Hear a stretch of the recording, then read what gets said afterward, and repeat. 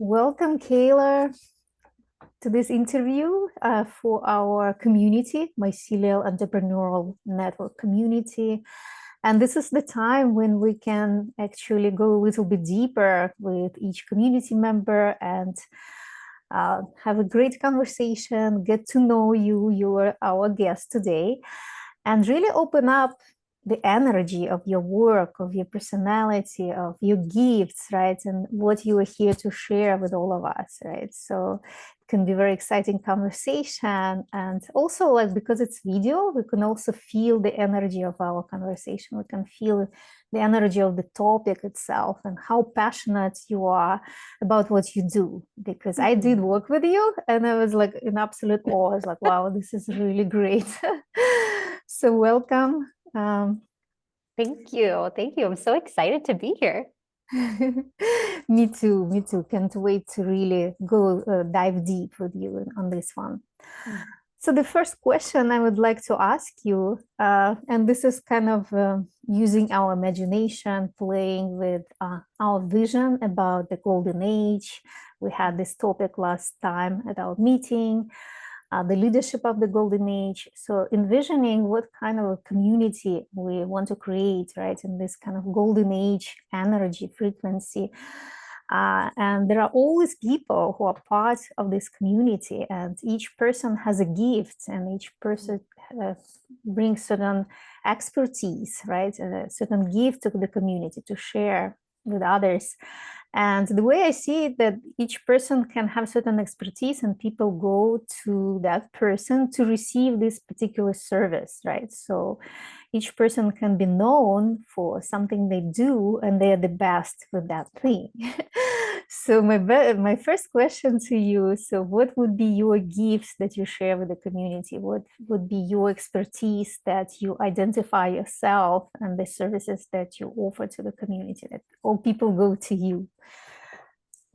I love this question, and I want to answer it from a human design lens because even before I dug deeper into my own human design, this was bubbling up for me in my business. It's always been present for me. And then to have it validated, which, we did in your reading, right? It's like to have that validation, like, oh my gosh, this thing that I'm already doing is in my chart. It's pretty mind-blowing. It gives you goosebumps. Yeah. So yeah, so my greatest gift is giving direction. It is knowing where to go. And, you know, human design language, I have my conscious sun in gate 2, which is all about the divine feminine, actually. And it's knowing the direction, knowing what direction to go in, how to create abundance, how to create wealth. And so I have the 2. And then in the opposite side, the 14, I don't actually have gate 14 in my chart. So I don't have the full channel. But the 14 is all about doing work that we love. And so even before I knew about human design, this part of my chart, my messaging was always around helping people create sustainable success doing work that they love. When my business took off, when I went full time, that was the messaging that I had landed on because it just lit up my soul. I loved helping people around purpose, around business, around doing their soul-led work in the world. And it's almost just like I would always ask the right questions or help people kind of get clear on what is the way forward, right? When they're wanting to make a change in their work, what is the way forward? What is that clarity that they want to receive? I also have in my chart, I have the channel 1-8, and that is all about making a creative contribution in the world. And I see our business and our soul-led work, our purpose as a creative contribution that we make to the world. And so I have that gift, that superpower to be able to do that for myself, but I can also help other people with making their creative contribution. And all of these things, the channel 1-8, the 2-14, it's all individual circuitry. And so it's really unique and out of the box. It's like, how do we live and work in ways that are out of the box, that really are deeply authentic to who we are, that create evolution in humanity and in society? And so, all of this, I'm just like, so mind blown every time I think about it. But yeah, that's really what I love to do. That would be the gift that I bring, is just helping people with direction around their soul work. What is it that they want to be doing? How do they create it to be successful? How do they create it to be sustainably successful? Because I'm not about the hustle, right? I'm Yes. not about and we're talking about golden age, right? Like, Mm-hmm. I love a life where we can have both, where we can be successful, but we can also have a life and we can enjoy that success. Mm-hmm. And so, yeah, that would be my gift. That would be what people come to me for.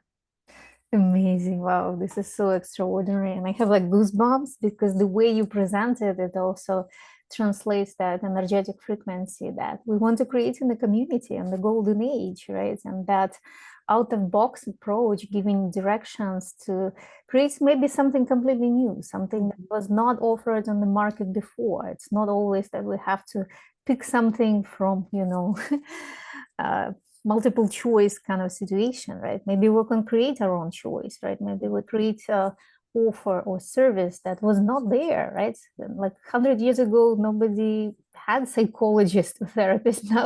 Now almost every person have worked with a therapist at some point, right? Or a coach, right? So the new professions are being born. So I love that you offer this creative out of box approach and maybe helping people to create something new, like find the gifts in the place where in the known, right? Not in the known that is already on Yes. the market. And this is so valuable right now because we are in this collective grand transition to a new level of consciousness. And this is when these new services, new gifts, new opportunities, right?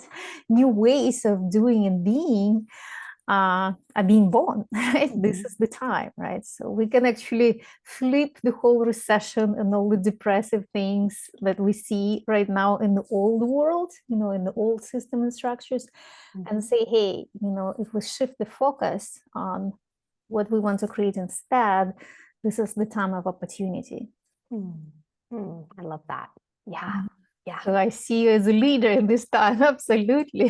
This is the Yes. time that we want your services for sure. And Yeah. I want to mention that I have worked with you in human design, and that was so insightful to receive your guidance. And yes, it was a Thank you. lot of validation and also a lot of like reminders that maybe I have forgotten, or maybe something that was like so normal that I didn't even think it was a big deal. It's like, no, it's actually very rare quality. So that was very beautiful to have the whole chart in each area. We have like 3 sessions, right? And I will mention more about that as we go deeper in the conversation, but it was extremely valuable to have that kind of map, right? So basically create a map for people to navigate, okay, how do I move towards my highest expression? Yeah. Yeah. Ooh, I like the way that you put that because so much too of our human design chart, sometimes people cannot resonate with it because they're still in the process of deconditioning, right? They're still in the process of breaking away from things that their family or their society told them that they had to believe. And so, yeah, I love that. I feel like the human design chart is a way that we can look at our energy, and this is like the highest expression of our energy. This is the puzzle piece that we bring to the world. And so it can be a guidance. It could be guidance to move towards something. It can also be validation of where you already are. And I think, yeah, both are really valuable. Oh, that's very interesting when they don't resonate actually. So how do you I'm just curious to ask this question right away so I don't forget.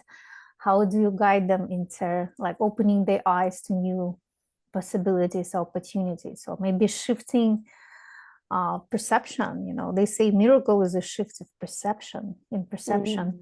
It's like, how do you help them to see these gifts that may be hidden because of their conditioning and programming? How do you help them to suddenly discover these gifts? Yeah. And so, two parts to this answer. For one, when someone first learns about human design, if they feel a pull or a draw, to me, that's kind of a sign like, okay, their soul is pulling them towards this modality because there's something here for them. And I would generally start someone with the type, strategy, and authority, kind of the basics, the foundation of the chart, because that's probably going to resonate more. Once someone is comfortable with their basics, then we might see them start to open up or unlock different layers of the chart. So first off, just assessing like, where is someone at in their human design journey? Are you like, do you not know anything? Do you know a little bit? We would probably start them here and then move on to the more deeper pieces. However, I have had people do readings where they're like, no, I want to do the deeper pieces. And I'm like, okay, well, who am I to tell them no? And then they're like, this doesn't really resonate. And I'm like, I feel like, again, it kind of unlocks over time as you get to know your type and strategy and authority, and you start to experiment with those things. You start to be naturally led into the deeper areas, like your incarnation cross, your purpose. And that's a point where, if someone wants to work with me on a long-term basis, we can go in and we can start integrating the pieces of their chart. Like, how do I actually start experimenting with this stuff? How do I learn to trust my authority, my body response? And it's just baby steps, right? Like, I never want to like push people too far, but even just asking them questions. If you're working with a projector, like, what are you fascinated by about humanity? Like, what systems draw you in? You can start to ask them different questions that will then start to unlock some of the pieces. Like, oh yeah, I actually am really fascinated with human design. That's a system that explains how humans work, Yeah. or like, what are your gifts? Like, what are you able to see that other people can't? And so as you work together over time, you can start to unlock the different pieces in human design without necessarily like telling them. Like, they start to discover it for themselves. Like, oh yeah, okay. So yeah, I would definitely say, I feel like the deeper pieces of human design resonate more with people who are already really on their soul path. If they have been kind of like denying their soul path, then the deeper pieces might not resonate. And so it's really just working with them on the basics, like, again, learning to trust their authority, their body, how to make decisions from there, how to, use their strategy to respond or to invite, or sorry, wait for invitation, different pieces, starting with the basics and then moving up from there. Wow, it's so exciting. Now I'm excited to learn more as well. I'm like, oh, look, I can go deeper with this. So tell us a little bit more about your services, because I received 3 sessions and they were like the first more like a basic reading. And I did one before, but very much less. It was a long time ago. And I don't know if the person was completely trained in that at the time. So there's like, wow, that was great. And it was incarnation cross. And I also did the charts, a joint charts with my partner to see how we're compatible, how we can collaborate better, how can we deepen and improve our relationship based on these, tendencies that are already pre-designed, of who we are, like in this lifetime. So what else is out there? So what would be the next step for me, for example, or how do you guide them people? What are the longer programs that you offer for people? Yeah, so I see my offers in very like 2 distinct categories. I have my readings, which can be one-time readings, or you can do a bundle of 3. I typically don't do relationship readings with people who are brand new to me. I would do that with someone who has done a previous reading with me, and you had. And then I also work with people on a long-term basis. And so what that looks like is really tapping into someone's vision. What is it that they want for their life? What is it that they want for their business? If they don't have a business yet, getting really clear on what it is that will light them up, that work that will light them up. And once we have that vision, right, that's our roadmap. And we start working towards that. And I bring my knowledge of human design. And so I'll give you an example, like working with someone long-term, what this looks like. So I was working with a client who she had a couple of different goals in different areas, a relationship goal, a work goal. And so something that kept coming up in our work together was realizing that, and she's a projector, by the way.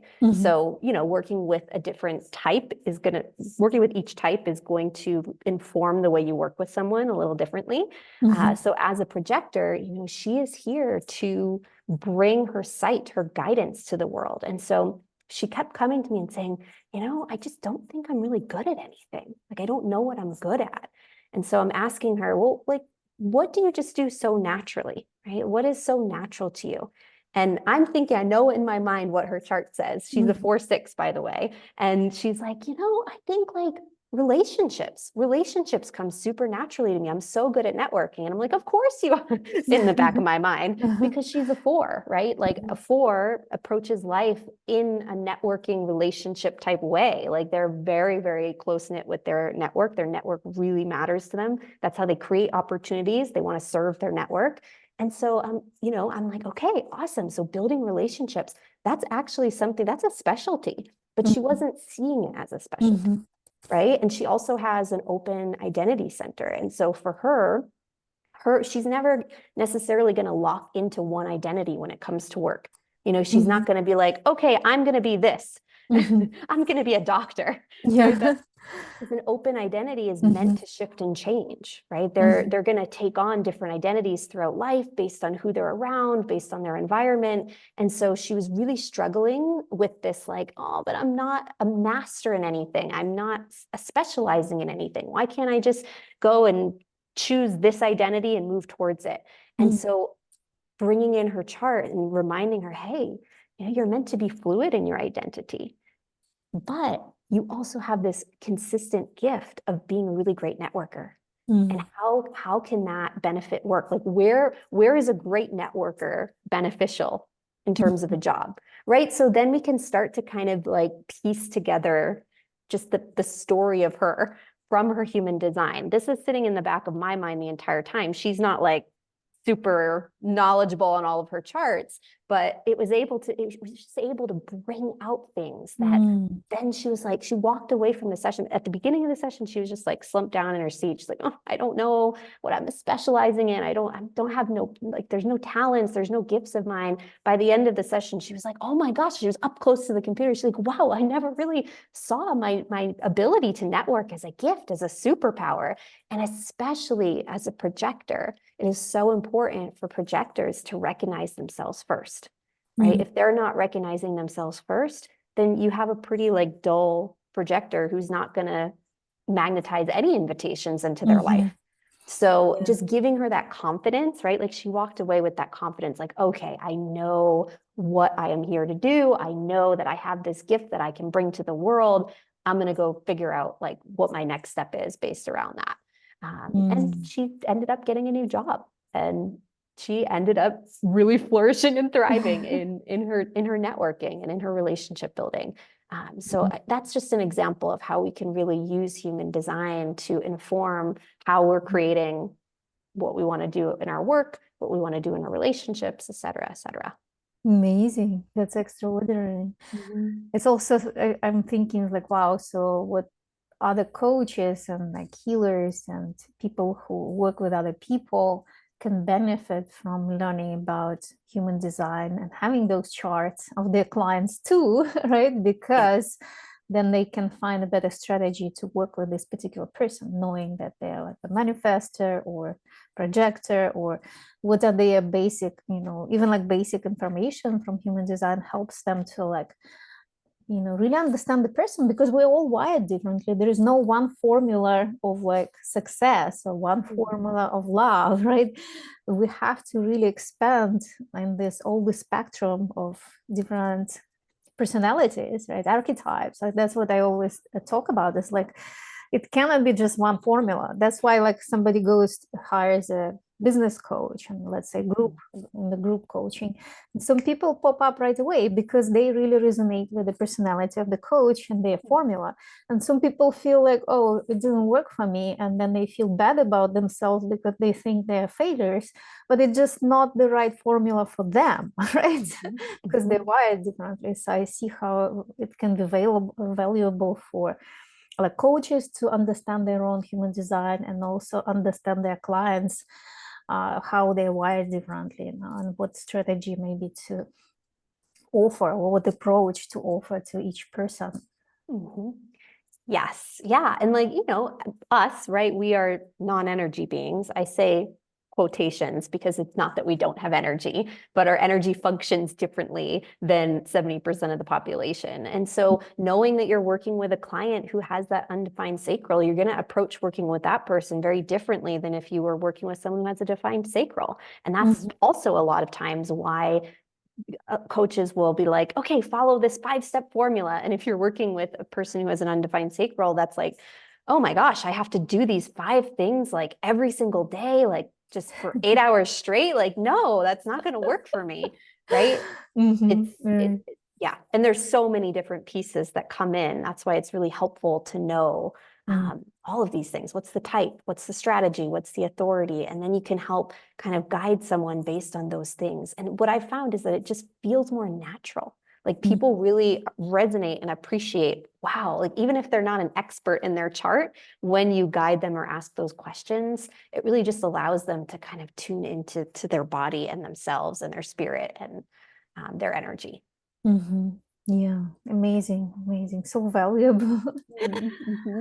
Maybe you can share a little bit how human design helped you in on your path and in all areas of life. I know you had different you had different experiences before, but then now you're a business owner, also working with also other business owners or people who want to change their career or path and different manifestation of life, right? So if you can tell us like maybe a story or in general how it affected your life.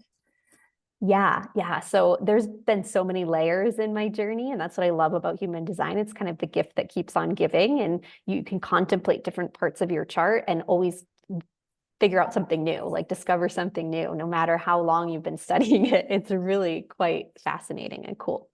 But I will say recently, in this past year, when I learned deeply about my incarnation cross, I've always struggled with these periods in my life where I feel kind of like lost, like my energy goes underground. And I am a very creative person, but during these periods, it's like all creativity goes away. And I can't force myself. I try to force myself to be creative, to express, to write, to add value to the world. And it feels like pulling teeth. It's just so hard. And so I've made myself really wrong for this a lot of my life when I get into these periods. And I try to force and push through it. I try to force creativity to show up even when it doesn't want to. And so this past year, when I really dug deep into my incarnation cross and I realized that I have gate 1 in my conscious earth, gate 1 has these cycles of creativity. And also my incarnation cross is all about direction and knowing the way to go in. But in order to know the way to go in, you have to get lost sometimes. And so there's going to be periods of my life where I feel completely lost. And I have to trust that this is the compass spinning to find true north again. And that's always been my experience. I always end up coming out of these periods, these like melancholic, lack of creativity, like dark periods. And I've written about them so often. So when I learned that, I cried because I was like, oh, like it was just like a deep breath, like had been released and let out. And it was like, oh my gosh, okay, this is a part of my energy. And yeah, our society doesn't value the darkness, right? It doesn't value the times where you're underground. It values productivity and speed and creation at all costs. And a lot of coaches that I worked with, this was always a common thing that came up, but I don't feel like writing today. Oh, just do it anyways. Yeah, I can relate to that actually. I don't know if I have the same, but totally can relate. As a manifester, yeah, you probably experience this big time, the creative cycles, where sometimes you just want to be off. Sometimes you're just like, nope, I'm not inspired. I don't feel like creating anything. I need to rest. And then you get into those creative cycles. So yes, you definitely have flavors of this as well. Yeah, it resonates a lot when you share this on your and how it's actually, besides that we can feel bad about it because we feel like, oh, if something happened to us, why we're not creative anymore, like what is happening, like feeling disoriented.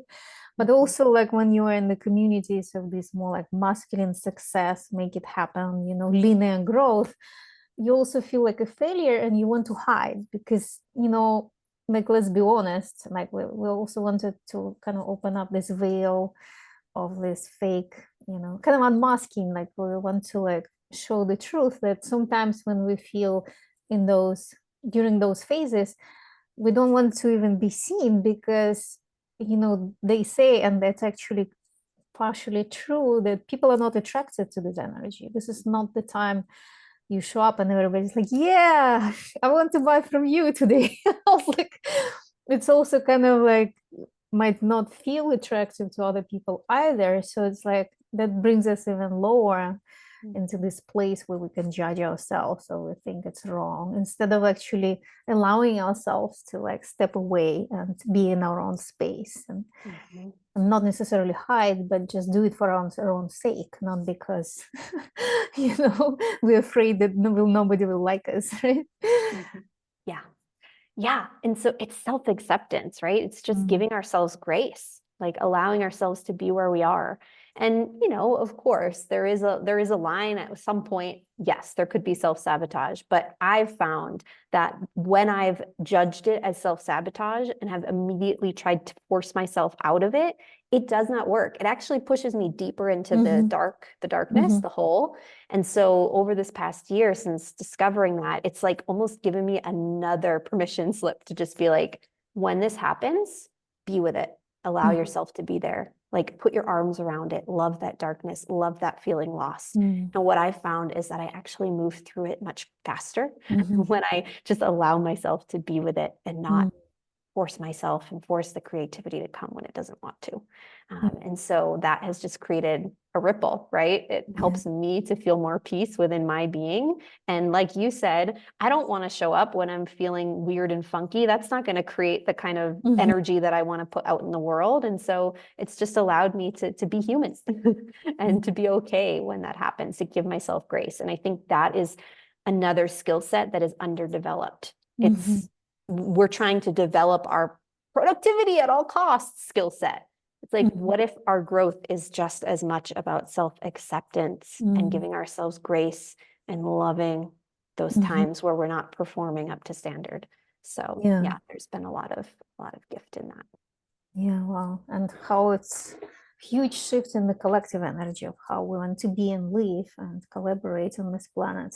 That's so much connected to what you just shared, right? It's not about linear growth and doing more for less time and like producing all this stuff that nobody is going to use, you know, or sell stuff for the sake of selling, you know, making more money. It's more about sustainability and how everything, like mycelial network, right? It's like how everything is interconnected. It communicates within itself, right? Ecosystem. How healthy this ecosystem is. That's what it is about. Because if today you need to rest, somebody else maybe is rising and showing up and doing this for others, right? So it's not just one person who has to you know, make everything happen. And that's what is the beauty of community, right? And also honoring each other in those phases, not seeing them as like, oh, she's not in a good mood, then I'll I will never come back to her, or something like that. This black and white thinking and the judgments that we can feel in the mainstream world. Yeah. Well, I'd like to also ask you, so our final question is about your services that you can, you know, kind of give a sample to women in our community so they can get to know you, whether it's conversation or consultation. I understand it's a lot of work to actually do somebody's chart, but what are you willing to offer to give women a little bit of a taste of your work and like connect personally? And you know, potentially become that expert in the community that's like, okay, we're going to Kayla because she's one and only in this, like in this specific gift. Because the deeper we go in the gift, the more defined it becomes, and we kind of become one and only in that, you know. Yes. Well, okay, I have two, because again, I have two offers that have some overlap, but they're also distinctly different. So if someone is interested in human design in their chart, I'm happy to do a little 10-minute mini reading if someone is curious to learn about an aspect of their chart, or they have kind of like a question about their life, like maybe they'd like some advice and they want to consult their human design chart. So if someone's interested in that, they can reach out to me because I do need your birth information in order to be able to pull up your chart, and I can send over a 10-minute voice recording. And then the other piece is my coaching. So this would be just pure coaching without the human design. If someone is interested in coaching with me, I would be happy to give them a free session so they can experience what it's like to work with me, because my coaching is different. It's not, I don't tell people what to do. I'm not a consultant coach. Yeah. It's a really, helping someone to kind of drop in, tune into their soul, listen to what wants to come through. And my way of doing that is by asking those powerful questions and also making reflections to kind of help people see who they're being in the moment. So yeah, either one of those I would love to give to the community. So if you're feeling called towards human design, we can do that. If you're feeling called towards the coaching, we can do that. Amazing, amazing. That's exciting. Yes, ladies, go and experience this magic here with Kayla. I really recommend personally from personal experience. And you can share your gifts, and this is how we want to grow, and this is how we want to also build more genuine referral system for each other, because once you experience something yourself, you want to share it. You want to share a good thing. Yes, yes, absolutely. Thank you so much, Kayla, for this wonderful interview, and I can't wait to experience more of your magic myself. Thank you, Lana. I just so appreciate you, and thank you for welcoming me into this community. I've really enjoyed it.